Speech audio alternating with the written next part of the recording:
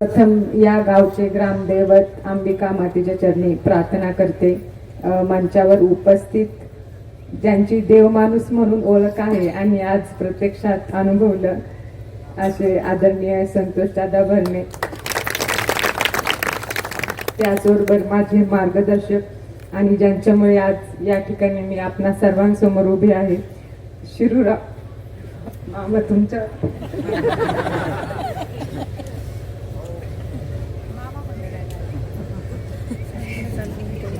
शिरूर आंबेगाव राष्ट्रवादी विधानसभा मतदारसंघाचे अध्यक्ष आदरणीय मानसी मामा पाचुलकर पाटील, त्याचबरोबर रांजणगाव जिल्हा परिषद गटाच्या उमेदवार आदरणीय मामी, रांजणगाव पंचायत समितीचे उमेदवार आदरणीय महेश बापू, मंचावर उपस्थित इतर सर्व पदाधिकारी, सर्व गावचे सरपंच, उपसरपंच आणि वरुडे गावचे ग्रामस्थ, महिला भगिनी, युवा वर्ग, सर्वांना माझा आदरपूर्वक नमस्कार.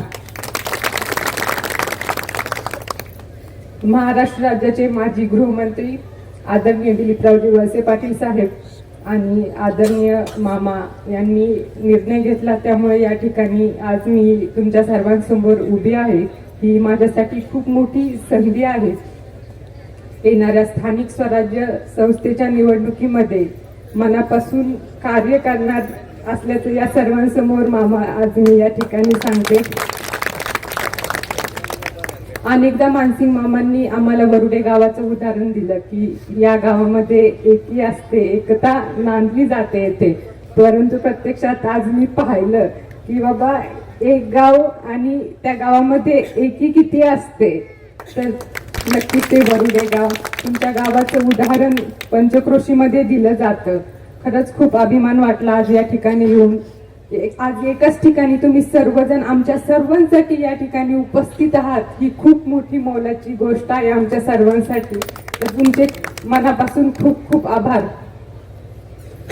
मला तुम्हाला सांगायला आवडेल की संतोष दादांना मी पहिल्यांदा कुठे पाहिलं असेल दादा, तर ते रेल्वे स्टेशनवरती मागे 700-800 लोक आणि पुढे संतोष दादा आणि मामा, आणि मी नुकतीच तिथे आले होते. म्हणजे जसं एखादा पिक्चरचा सीन असतो ना की मागे असा धुराळा उडत असतो आणि ते हिरो वगैरे ते चाललेले असतात. पिक्चर मध्ये हिरो म्हणून आपण पाहतो कुणाला पण खऱ्या आयुष्यामधील हिरो त्या दिवशी मी कुणाला पाहिलं असेल तर ते आदरणीय संतोष दादांना पाहिलं असेल.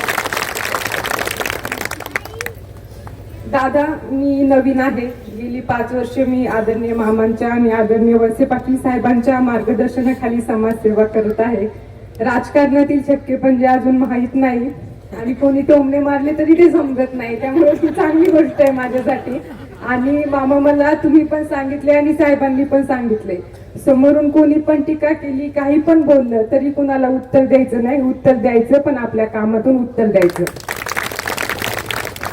त्यामुळे आपल्यावर असलेले संस्काराची जाणीव ठेवून येणाऱ्या काळामध्ये मी कार्य करणार आहे.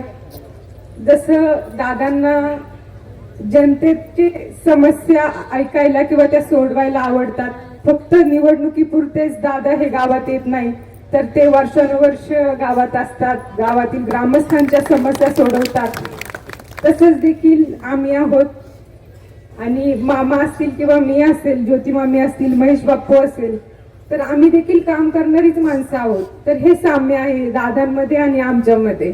तर त्यामुळे येणाऱ्या काळामध्ये जसं मी आजपर्यंत आदरणीय वळसे पाटील साहेबांच्या मार्गदर्शनाखाली आणि आदरणीय मामांच्या मार्गदर्शनाखाली कार्य केलेलं आहे, तर येणाऱ्या काळामध्ये मला संतोष दादांच्या मार्गदर्शनाखाली देखील काम करायचं आहे.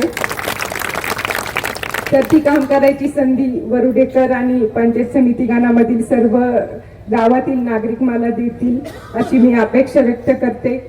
आज या ठिकाणी सर्वांसोबत संवाद साधून खूप आनंद झाला, खूप अभिमान वाटला की वरुडे गावात एकी आहे, परंतु येणाऱ्या काळामध्ये जिल्हा परिषद गटातील किंवा पंचायत समिती गणामधील प्रत्येक गावामध्ये जर अशीच एकी असेल तर तोच आपला विजय असतो. आणि मामांच्या मार्गदर्शनाखाली अनेक कामे या गावामध्ये आमच्या सर्वांच्या माध्यमातून केली जातील.